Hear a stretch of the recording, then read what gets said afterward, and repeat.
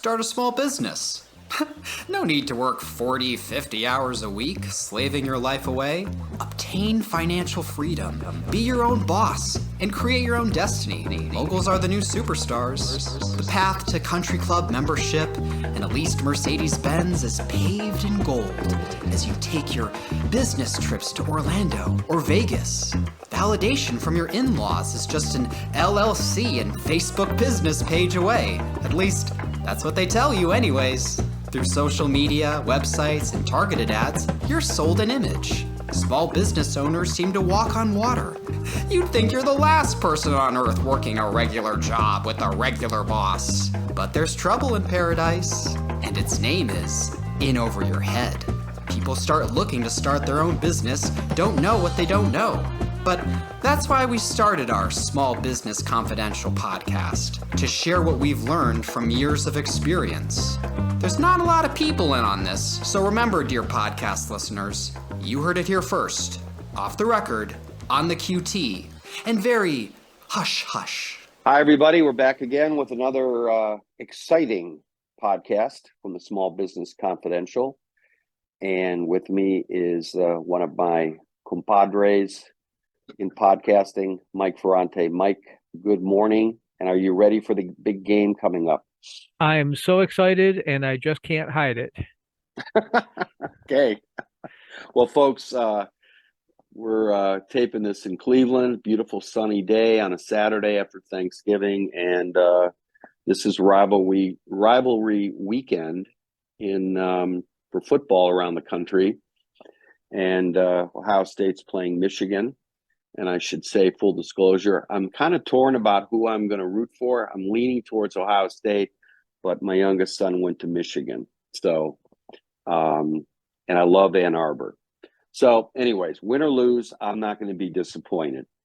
So, Mike, it's the holidays. It's, on a Thanksgiving long weekend when you're not working on Friday, you always get mixed up. It's Saturday? That's what I was thinking yesterday. I kept reminding, no, it's Friday. Tomorrow's Saturday. Well, today is Saturday. And one of the things that I keep reminding myself is all the things that I'm planning to do this weekend. How many of those things actually get done? How about you? I've got my list, Mike. One of the things is the holiday lights. So that's going to get done. Changing the battery on the one camera that's dying.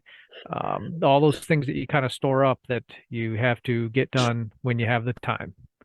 Yep. Okay. Well, you got the weather too. You not only got the time, but you got the weather. So Yes, absolutely no excuses, which leads us into the subject matter I want to talk about, which is making time to think and plan. Now, we've talked about goals. We talked about business plan, listening to the market, the importance of selling.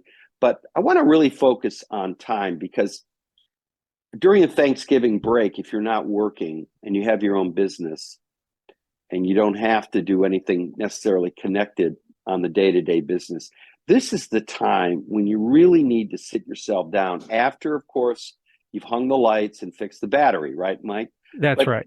One of the most important things is actually sitting down, having that second or third cup of coffee, sitting down with a legal pad, whatever, and really reflecting about how the year's going and how you want to finish the year. Because the lessons you learn, the most important lessons, are usually something that's happened in the short term immediately, before you forget about it, before nostalgia just sort of, covers it up. Your thoughts? It's huge. I think that a lot of people make the mistake of they do step one, which is setting the goals, making the plan, but then they don't take the time to look backwards and reflect on what went right, what went wrong. And in our business, we talk about, okay, the things that went right, what things are you going to do more of? What are you going to double down on? And the things that went wrong, how are you going to change them? Or are you going to eliminate those things? Right. And that's where having a working journal can be so important. So if you've made a mistake, I shouldn't have done this, or next time I got to be aware of this, or if you have a business that's seasonal, that's weather dependent, You're going to want to make notes about, you know what, I should have banked some inside work in case I get a freak snowstorm that hits, the Cleveland area. Those things put in your journal, and then make time to review your own journal. Don't just write it down, maybe once a week. Summarize your year as it's going, so that you can look back and you can look at that year, but also you can look at past years and you can see a little bit, what I call the treetop view. Your thoughts? It's the whole, not being able to see the forest for the trees, or working on your business instead of in your business. I think especially this time of year when things potentially slow down for a lot of businesses, that's the time to step out of the day to day and look at the big picture results, the 50,000 feet from above view. I think it's huge, Mike. Right. And I think first of all, when you have your own business, there is nobody telling you what to do, which is a good thing. The bad thing is there's nobody telling you what to do. You are your own boss. So God forbid that you prepared for running your own business after years of complaining about your bosses. Okay, you're complaining about your bosses. Well, guess what? Now you're the boss. Take a good look in the mirror, and the person you better start blaming is you. And the first thing you're going to realize is you're going to have a fresh perspective of all those complaints you levied at your past bosses. Thoughts, Mike? Yeah, that's exactly right.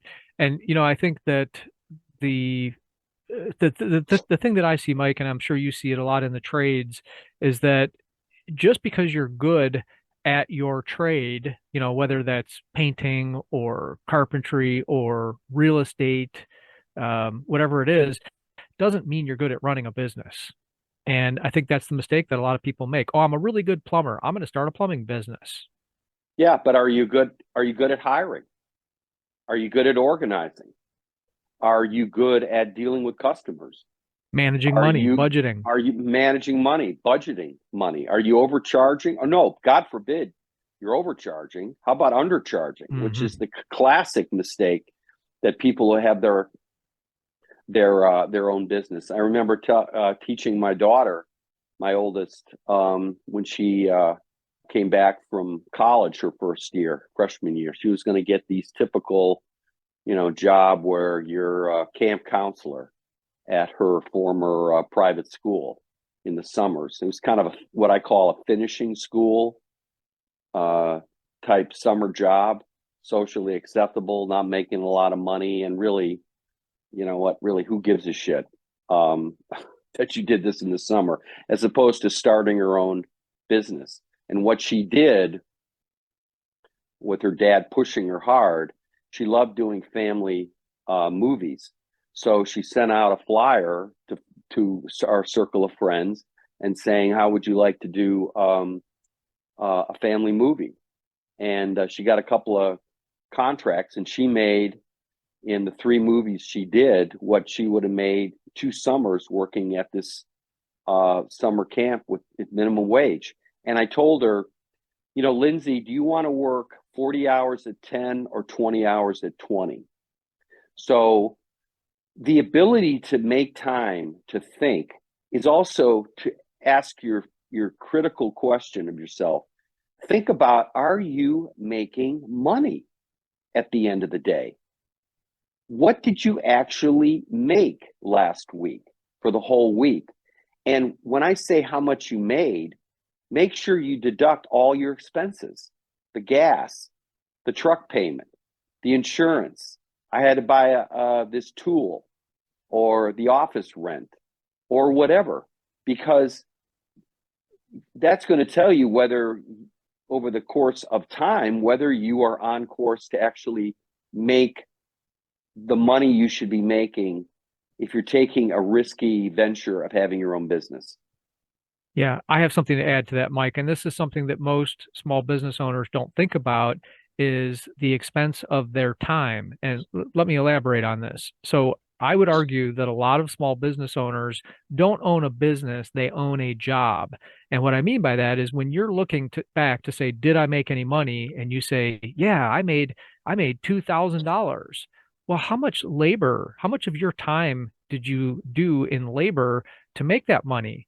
If you labored 50 hours and you made $2,000, well, guess what? You really didn't make that much money. You made a wage, but your business didn't make you a profit. And there's a difference between owning a job and making an hourly wage and owning a business and making a profit. One of the problems with figuring out whether you're making a profit or not, Mike, is think about in our conversation, there is I don't know how to describe it. I was telling my wife this the other day, but there is a prejudice or a bias against talking about how much money you're making. I mean, it's kind of like talking about your sex life.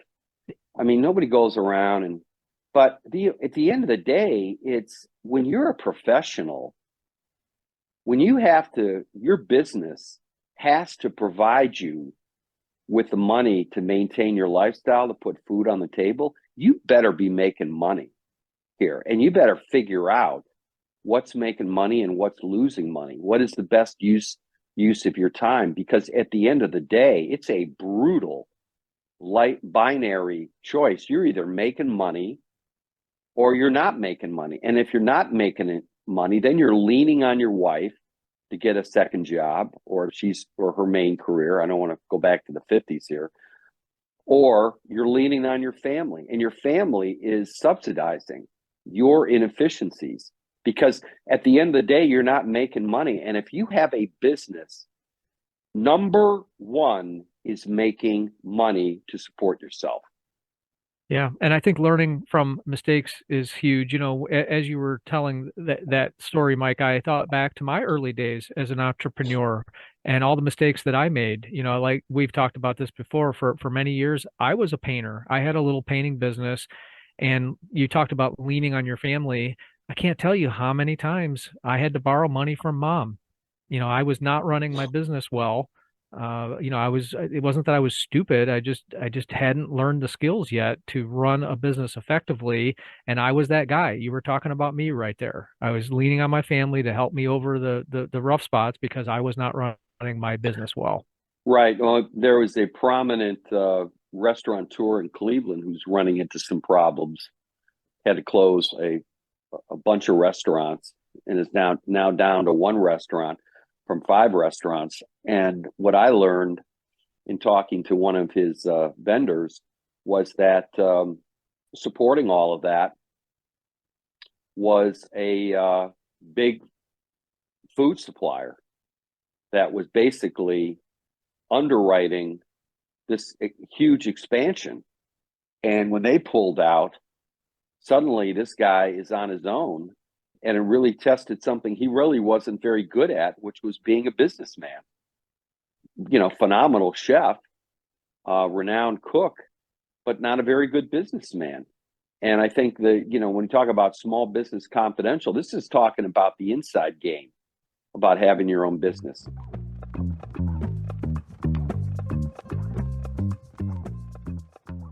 Hey, let's stop here. We got to pay some bills. 30 seconds, and we'll be back. If you enjoy listening to our Small Business Confidential podcast, we're sure you'll enjoy our first podcast, The Cleveland Real Estate Investor. We give outside investors an inside look into the real estate market in Cleveland. Cleveland has been on the rise, and investors from all over see those cheap prices and salivate. Our job is to educate those investors and steer them in the right direction with several years of experience of how to do it right and many examples of how to do it wrong. Find the Cleveland Real Estate Investor podcast on any app you listen to your podcast today. There's a lot of businesses out there that are not businesses, they're hobbies, because they're being supported by, there's a lot of strings there supporting somebody. They're not self-supporting. Now, right now, you're a Century 21 Realty company. You've learned your lessons and you're self-supporting. That's right. I had no family money supporting me. And there were some brutal times, the old cliche about covering payroll, that is real, because if you're not covering your payroll, your employees are going to quit. And when they quit, your business is now it's back to you being the one-man band, and all your infrastructure is going to collapse, which then leads me to the other thing, controlling your expenses. We talked about making money, right? And making the time to think about whether you're making money. Now, there's two sides to this. There's the revenues and there's the expenses. Yeah, okay, that's brilliant. Yeah, everybody's out there thinking, yeah, thanks, Mike, I get it. No, hey, really think about it. Expenses. Do you really need a fancy office, a fancy building? Really? Maybe you get a duplex out in the country somewhere. You're renting out the first floor, using the second floor as an office, and then you got the backyard as your as your shop, quote unquote. What can you do to really whack expenses down to the bone? Do you really need to lease the Lexus? Do you really need this? Do you really need that? The fancy office, et cetera, et cetera. Because if you can whittle it down so that your nut is very manageable, then you can weather tough times better. Thoughts? Yeah, it's so true, Mike. I was just doing this exercise recently where I was going through all of the different things that we subscribe to. So I was going through the credit card statement, looking at each marketing tool, each bit of advertising. I'm kind of simplifying it for the purpose of this conversation, but everything I spent money on just recently, I spent an hour one day and just went through it and said, you know what? Is this a good idea or a bad idea? Is it making me money, or is it an expense that is just a waste? And I did that exercise and it was very helpful. It brought up some great questions. And at the end of the day, I ended up not making any changes, but I felt good about it. I felt good that I had, checked my efficiency on those expenses, and I was pretty happy with where I was. And we talked earlier podcast about the importance of setting goals and then following them up. And we made this point endlessly that most people don't have any goals. It's all reactive.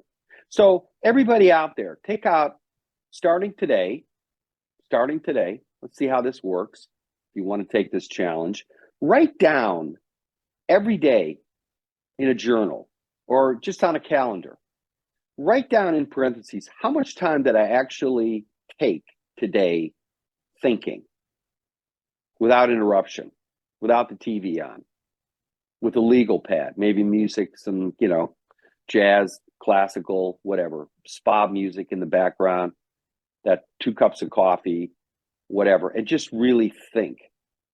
And trust me, it's going to take you at least an hour to get into the zone of thinking, because you're still in, checklist mode. Got to make the bed, got to do the laundry, got to cut the grass, got to rake the leaves, got to do this, got to do this, got to do. No. Now comes the block of time for thinking. And I want you to think about, imagine if you were losing weight and getting yourself in shape. First thing you got to do is write down what you're eating. Are you having 3 pieces of pizza? Are you eating a lot of starch, a lot of sugar during the day? Or you're like Mike Ferrante, pure veggie, right, Mike? That's right. Vegetarian. Okay. But no, I'm just saying, write down everything you're eating and use MyFitnessPal, which is great because it'll break down the sugar, the carbs, the protein, etc. Are you having salmon with a salad for lunch, or are you having a quarter pounder with cheese? So what are you actually eating? The second thing is, how much exercising are you doing? Now, the exercising is your think time, because you should be exercising. And I'm talking about something as simple as taking a walk for an hour, a 60-minute walk. Put your headphones on, listen to a podcast, book on tape, music, whatever you like to do, or maybe use that time to actually think about what you're doing. with your business. But I remember a Jesuit at my high school, St. Ignatius, told me that prayer is active thinking. Praying. It's not mumbling, Our Father, Hail Marys, whatever. It's actually thinking about your life and getting in touch with yourself. So thinking equals exercise. Writing down what you eat equals writing down how much money you made, how many hours you worked, which translates into your man-hour profit. Did you work 100 hours and make $800? Then you made $8 an hour, right? Less your expenses. What actual expenses? How big is that nut that you have to cover? Those are the real basics about thinking. And finally, what'll happen with thinking is I want you to imagine a series of doors. Door A, door B, door C, door D. And I want you to think about expanding your view about what your choices are. Okay? So if you have a restaurant, do you want to be open 7 days a week? That's door number A. Door number B would be, we're going to eliminate brunch on Sunday. We're going to only go to 5 days a week. I'm going to charge more, for the entrees. I'm going to scale down what my menu is. I'm going to pay my people more because hiring help is hard to do. But you know what? You got door A, you got door B, you got door C. I'm going to turn it into takeout. So look at your business and look at challenge yourself and say to yourself, there are options. I need to start seeing what those options are. Your thoughts, Mike? Yeah, I'm proud to say, Mike, that I've grown since the young man who was floundering in the painting business, and I do all that stuff. But the whole concept of planning and thinking about your business, it's like, it sounds trite to talk about it, but it's so important. The other thing that came to mind as you were talking about those things, when you see the holes in your business, when you see the deficiencies, you have to figure out how to patch those holes too. And I think that we were talking about the seasonality of the holidays and how there might be downtime. I think that one of the things that we miss out on is working on skills.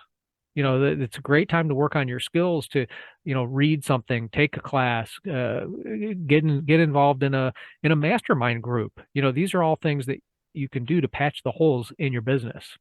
Right. And the most important thing is to constantly challenge yourself in a loving and respectful way. Look, if you're not making money, you're doing something wrong. It doesn't mean you're a bad person. It doesn't mean you're a moron. It doesn't mean you need to go back to college and get an MBA. No, it means there is a hole in the boat. There's a hole in the water pipe, and you're waking up with a big water bill. There's a leak somewhere. Now, you can find what this leak is, but you're not going to find it if you're not giving yourself time to think. Okay? That's why think time is so important. It's walk around the house. Take a look at the house. Is the gutter falling down? Is there a hole? Look at your house is your business. And look at it in 6 different ways and challenge yourself. Don't delude yourself. And we talked about that in earlier podcasts. There's nothing wrong with failure or mistakes as long as you don't ignore it or keep repeating it. Final thoughts, Mike, before the big game? Yeah, it's a great lesson, and it's important, especially this time of year, to make the time to reflect on this stuff and patch the holes. I can't stress that enough. Okay, well, look, if you got your own business and you're drowning and you want to use us as your consultants, go to our business, which is you can go to either ReillyPainting.com or ReillyProperties.com. You can see what we're doing. Or you can go to Mike's website. Yeah, 21mike.com. There's a link right there. I love to talk business, especially if it's real estate related. And, this is the kind of thing that I wish more people would do, is just reach out, have a conversation with people Yeah. who've done it. Yeah. Yeah, we've got a whole consulting business we're setting up. We're getting more traction on this podcast. And go to our other podcast, which is the Cleveland Real Estate Investor, because we've been doing that for a couple of years. But we're going to start expanding this out. We're going to have more guests. But listen, having your own business can be a great thing. Having a family business can be a great thing. But there are things you need to know. There are things you have to learn. And most of the time, you're not going to learn it if you get an MBA, I can assure you. So that's my final thought. Mike, good talking to you. We will pick this up next week. And whoever team you're rooting for, I hope they win, Mike. Sounds good. All I'll say, Mike, is OH. Okay, everybody. We'll pick this up in a week. Thanks, Mike. Yep. Bye. Thank you for listening to the Small Business Confidential. To support, please follow us on Instagram, Facebook, YouTube, and Twitter. Also add our podcast to your favorite streaming services. Everything is appreciated, and we'll be back soon with another episode and upload schedule. The person voicing the intro's name is Travis Wright, and the music was done by our engineer, me, Amari.